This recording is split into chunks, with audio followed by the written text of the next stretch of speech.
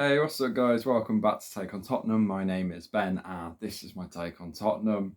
And a little bit of housekeeping, again, as usual, as is apparently custom to do at the start of most of these videos in recent weeks, because there's just so much stuff going on in my life.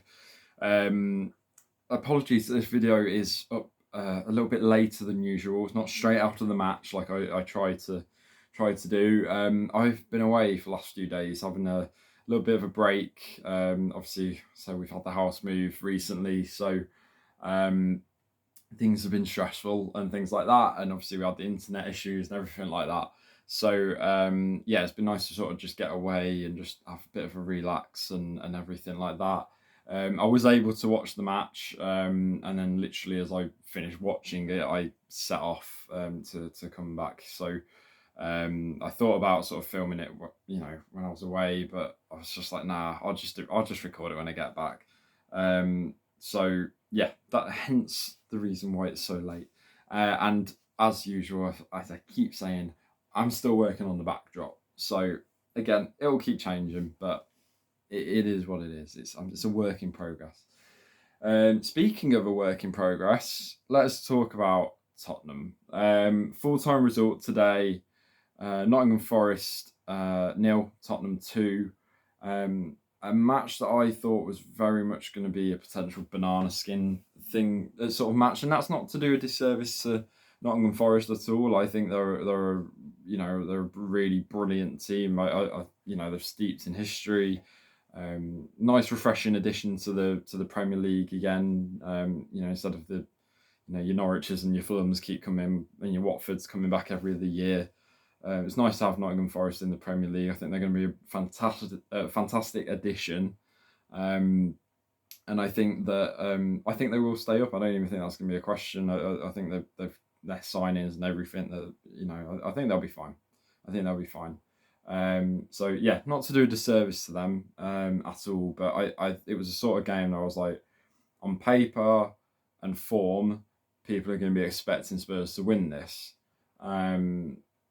But it's one of those games that you go to. The stadium was rocking from minute 1 to minute 90. And they're a good team as well. They're not just going to sit back and just allow you to dominate. They're going to take the game to us, and they did do that. Like I said, they performed very well. So yeah, that's what I meant by that. And Spurs, I haven't seen Antonio Conte's interview, but I'm sure he will have used the words, we have to, we suffered together, as he likes to say, and it's true. It's good to get through those periods and still come out the other side with the points. So let's get into the game. So first half, still no Romero. Obviously, a few debates over how long he's going to be out on this injury, but hopefully he'll be back next week, I think, along with Oliver Skipp back in training as well, which is good news. Basuma still on the bench, Richarlison still on the bench, and Jed Spence back on the bench, which is kind of poetic because obviously had his breakout season really at Nottingham Forest last season. Spurs, to be honest, were sitting back very early on. Sitting back. Sonny was doing some defending, which I've pointed out this against Chelsea was very poor. I don't know why Sonny's dropping back so much all of a sudden this season. I've noticed he's dropping a lot deeper, and when he gets into moments where he has to defend, he struggles with it. He just doesn't know where to header. He doesn't know where to pass to. He's not a defender. That's you say the same about Harry Kane, who in the Jose season was actually one of our best defenders, which was a bit weird. But yeah, it's one of those. I don't know why Sonny's dropping so deep. I don't know if that's a part of the reason why his form has dropped. I don't know. But whenever he does defend, it's not great. Luckily, Spurs reacted probably in the best way possible. The stadium was loud. They were really going at it. The momentum was with Forest. So what did Spurs do? They went forward and scored. Harry Kane, and it silenced the stadium. Granted, they came back sort of quite fast after that, in terms of like the fans making noise. But as soon as that goal went in, the stadium just dropped like that. Brilliant finish from Kane. I actually thought it was Kulusevski at first. I thought Kane had assisted Decky, but It was actually the other way around. It was a really good assist from Kulusevski. And Kane's shot, whilst it didn't have a lot of power, and it didn't look like it should have troubled Henderson. It found its way into the bottom corner of the net, and it was a it was a really good finish from Kane, and he's just in fantastic form again. Kane had another chance where he was running through on goal. Looked like he was just about to set himself up to send it into the far right corner, and had a really good tackle on him. I think Kane actually thought he might have had too much time on that one. I feel like he should have smashed it with his left on that one, maybe making it 2-0. Sonny had a chance. It was a really good effort. It was a proper whipped shot, curling for the top right corner, but just went over. Kane had a chance on a counter attack. There was a 3 versus 3, and Sonny passed it to Kane, and he just dragged it wide, which was unfortunate. Spurs were struggling a lot, I found, with Nottingham Forest's crosses. When they took it out wide, they whipped the crosses in. A lot of the times, those crosses were getting quite far into the box, or even going across the goal at times, which was quite worrying. I thought Emerson Royale and Perisic didn't have bad games when I say that, but those crosses were making their way in quite a lot. Sonny had a goal. It wasn't a goal either. Sonny had a chance that was offside.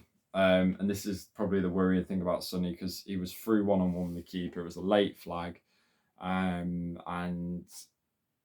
any of the last season, he would have buried that in the back of the net. This season, he went to chip it as Dean Henderson was literally right in front of him. And of course, it was saved. Even though it was offside, it's still worrying. I think he didn't know it was offside. He was playing like it was onside, and he fluffed it. And that's not the Sonny we know. He was just struggling again, and one of the things I think he's struggling with is not making the runs. He's not making the runs that he usually does. Second half came out, started sitting back again. Perisic had a volley that went over. It was a brilliant cross from Kane. Kane found himself in a lot of space, a lot of time, and picked Perisic out with a lovely cross, and he just smashed the volley over the bar. Penalty. We had a penalty happen. Controversial. I don't know. I think it was probably the right decision in the end.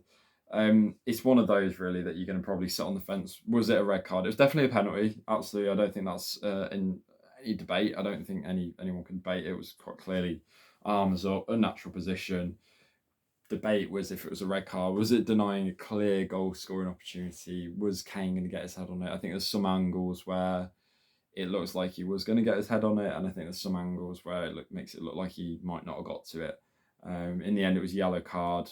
I think it was probably the right decision in the end. And then Kane took the penalty, and he missed. Very rare that I come on these videos and say Kane missed the penalty. I think 21 penalties, 21 goals, was it? Great save from Dean Henderson. It wasn't one of Kane's best. It wasn't, I'm not trying to make excuses, but it wasn't one of his better penalties.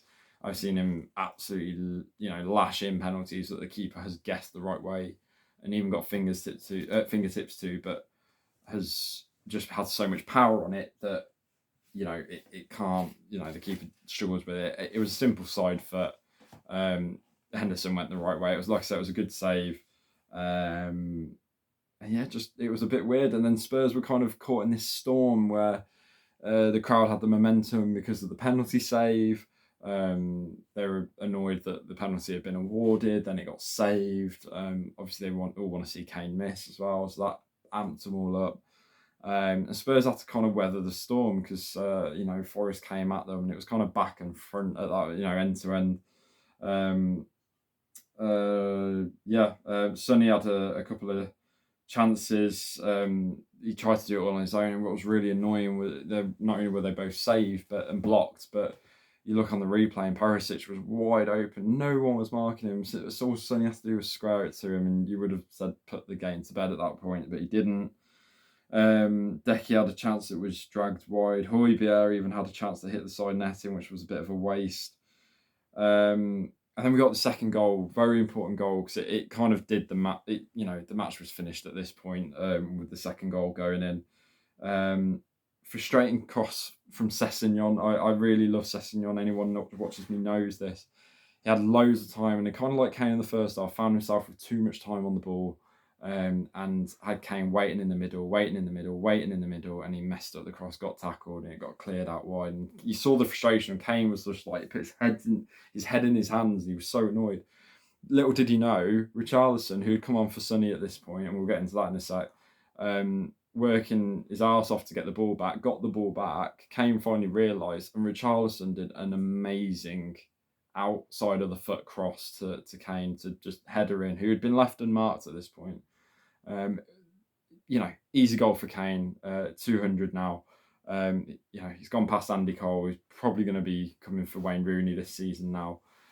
Brilliant achievement for him. But that cross from Richarlison was incredible, really amazing. It was fantastic.